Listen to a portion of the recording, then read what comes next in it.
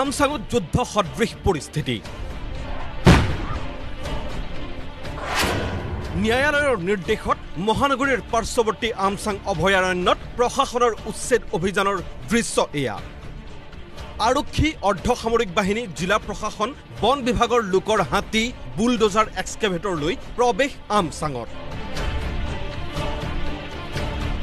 আৰু এয়া 1500 নিৰাপত্তাৰক্ষী 15টা হাতী এক্সকেভেটৰ লৈ অহা প্ৰশাসনৰ সন্মুখত কৃষক মুক্তি আৰু টিএমপিকেৰ কৰ্মীৰ বাধা প্ৰদান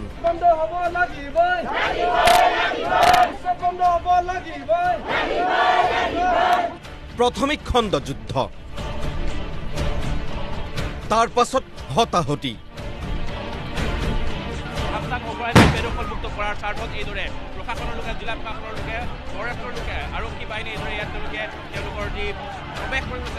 ক্ৰমাৎ উত্তেজিত হৈছে জনতা ন্যায়ালয়ৰ নিৰ্দেশ কাৰ্যকৰী কৰিবলৈ যোৱা লোকক বাধা দিয়া প্ৰতিবাদকাৰীক ছত্ৰভংগ দিয়াবলৈ আৰক্ষী নিৰাপত্তাৰক্ষীৰ লাঠিচালনা আৰু অধিক উত্তেজিত হৈ পৰা নৱজ্যোতি নগৰৰ উত্তেজিত লোকক পৃষ্ঠভংগ দিয়াবলৈ কন্দুৱা গেছ নিক্ষেপ প্ৰশাসনৰ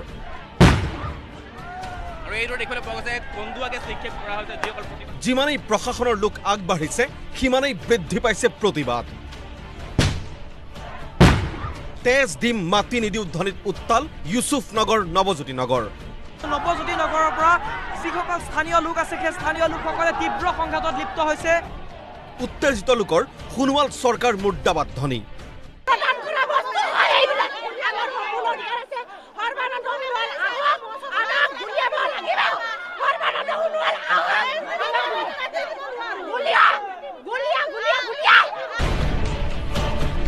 কিন্তু নাচুৰ বান্দা চৰকাৰ প্ৰশাসন সৰকাৰে কৰিবই লাগিব কাৰণ মাননীয় হাইকোৰ্টে আমাক নিৰ্দেশ দিছে কাৰণ এইটো অভয়াৰণ্য হয় জীৱ-জন্তুৰ লগত মানুহৰ যাতে সংঘাত বৃদ্ধি নহয় তাৰ কাৰণে আমি চিন্তা কৰিব লাগিব প্ৰথম কথা হ'ল যে আমচাং অভয়াৰণ্য খালী কৰিব লাগিব মহামান্য আদালতৰ ৰায় আছে আৰু বাকি যি আছে ইয়াত আমাৰ এটা প্ৰটেকশ্যনৰ টিম থাকিব ফৰেষ্ট ডিপাৰ্টমেণ্টে ইয়াত কেম্প আৰু পুলিচে কেম্প বহাব যাতে ৰিএনক্ৰচমেণ্ট নহয় প্ৰতিবাদীক দমন কৰি আমচাং বেদখলমুক্ত কৰাৰ বাবে দৃঢ় প্ৰশাসনৰ আপোচহীন স্থিতি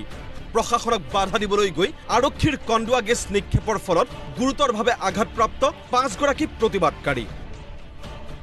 ভৰ্তি কৰোৱা হৈছে জিএমচিএইচত ইয়াৰে ৰীনা দলে নামৰ মহিলাগৰাকীৰ অৱস্থা সংকটজনক ৰীনা দলে তাতে পিকেটিং কৰি আছিলে পিকেটাৰ্ছবিলাকৰ ওপৰত আপোনাৰ বম পেলাই দিছে বম পেলাই দি ডাইৰেক্ট আমাৰ ভণ্টিৰ প্ৰশাসন আৰু প্ৰতিবাদকাৰীৰ মাজত হোৱা খণ্ডযুদ্ধৰ সময়ত আৰক্ষীয়ে নিক্ষেপ কৰা ৰাবাৰ বুলেট লাগি আঘাতপ্ৰাপ্ত হয় অমৰজ্যোতি শৰ্মা নামৰ এগৰাকী ফটো সাংবাদিকো আৰক্ষীৰ যি বাহিনী যি উচ্ছেদকাৰী বাহিনী সেই উচ্ছেদকাৰী বাহিনী ইতিমধ্যে ভিতৰ ভাগলৈ প্ৰৱেশ কৰিছে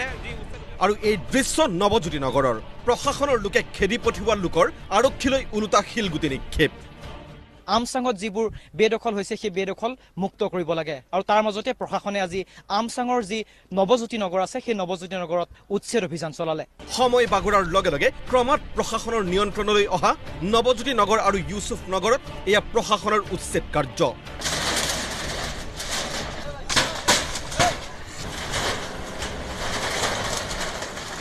আমচাং বেদখলমুক্ত কৰাৰ স্বাৰ্থত এফালৰ পৰা ভাঙি নিয়া হৈছে ঘৰ দুৱাৰ প্ৰায় 7.5 ঘণ্টা ধৰি চলা প্ৰথম দিনাৰ এই অভিযানত 150টাতকৈও অধিক ঘৰ ইতিমধ্যে ভাঙিবলৈ সক্ষম হ'ল প্ৰশাসন তথা বন বিভাগ হাতী এক্সকেভেটৰৰ সহায়ত চলিল উচ্ছেদ অভিযান আৰু য'ত ত'ত শুনা গ'ল উচ্ছেদিত লোকৰ ক্ৰন্দন কোন অৱস্থা পৰীক্ষা দিব পঢ়িব পোৱা নাই এতিয়া চৰকাৰে তো কমসম টাইমখিনি চাব লাগিছিলে বা হিমা দিব লাগিছিলে 2 মাহ থাক লৰ ষ্টুডেন্ট কেইটা হলে চাব লাগিছিলে কমসম কিতাপ পত্ৰ কত আছে কি আমাৰ নিজৰে গম না আমি কেইটা বস্তু সম্ভালিম কি কৰিম এতিয়া ভাইটি পৰীক্ষা দিব গৈছে আহি কি কৰিব হি কত চাব কি কৰিব কি পঢ়িব আৰু আমি নাইতিয়া পৰলৈ বানপানী হৈছিল তেতিয়া মুদছৰ ওপৰত যে নেতেনে বাছি গুৱাহাটীত আহিলো নিজৰ তলুৱা মানুহ হিচাপে আমাক কিয় অত্যাচাৰ কৰিছে এই চৰকাৰে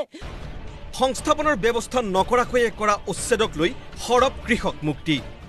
কোনো ধৰণৰ বিকল্প সংস্থাপনৰ ব্যৱস্থা নকৰাকৈ এই মানুহখিনিক এটা উচ্ছেদ কৰা হৈছে ন্যায়ালয়ে কেতিয়াও কোৱা নাই যে মানুহখিনিক বিকল্প সংস্থাপনৰ ব্যৱস্থা কৰিব নালাগে উচ্ছেদ চলাই সৰ্বানন্দ সোণোৱাল চৰকাৰে অত্যন্ত স্পষ্টভাৱে প্ৰমাণ কৰি